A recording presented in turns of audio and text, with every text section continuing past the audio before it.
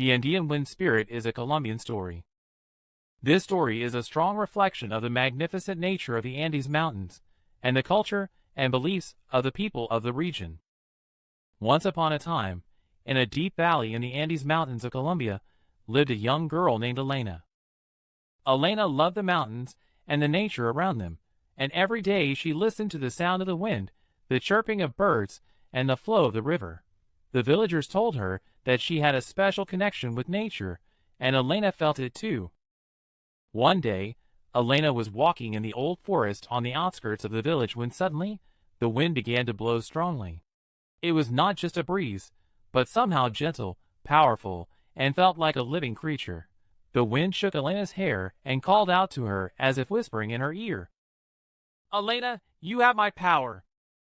Although surprised, Elena listened to the voice of the wind. "Who is talking?" Then the wind became even stronger, and it ran through the forest, whispering in Elena's ear again, "I am Canario, the Andean Wind Spirit, and you are my chosen one." Elena's eyes widened. "What do I have to do with a wind spirit?" Canario's voice sounded calm yet powerful. "You are the one who can feel and understand the natural power of this mountain. Grant them the power to manipulate the winds of these mountains. However, those who use this power must be cautious. We must not disturb the balance of nature."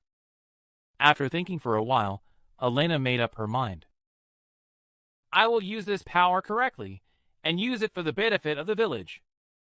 Canario's wind blew as if enveloping Elena, and he felt warm energy flow into her body.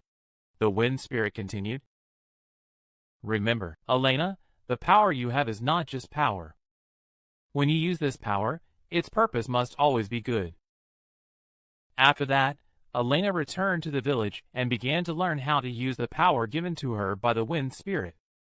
"At first, I used the wind to hear distant sounds and manipulate rain clouds pouring down from the top of the mountains.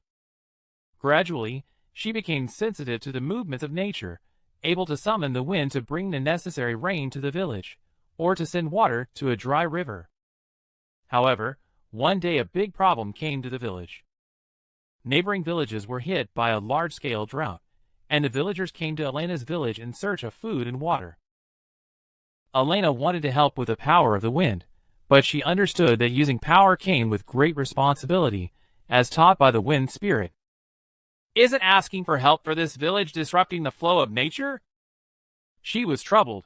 However, Elena decided in her heart, "Now is the time when people are in trouble. I should use my strength." And Elena offered a prayer to the wind spirit Canario.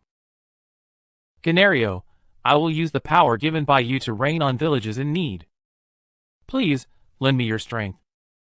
At this moment, the wind began to blow gently and wrap around Elena. She took a deep breath, spread her hands, and looked up at the sky. Then, with the help of the wind spirit, he summoned the wind that swirled in the sky. After a while, the sky became cloudy, and the sound of thunder sounded in the distance. The villagers looked up at the sky in surprise, believing in Elena's strength. Eventually, it began to rain from the sky, and the land that had been suffering from drought was moistened. Elena then said to the villagers, "The power given by the wind spirit is to cherish harmony with nature. As long as our power is used correctly, nature will give us grace." The villagers thanked and praised Elena's strength. She taught the importance of living with nature, and with the help of the wind spirit Canario, she brought abundant blessings to the village. Since then, Elena has been known as the messenger of the wind, and the wind that calls has always brought the necessary grace to the people. The end.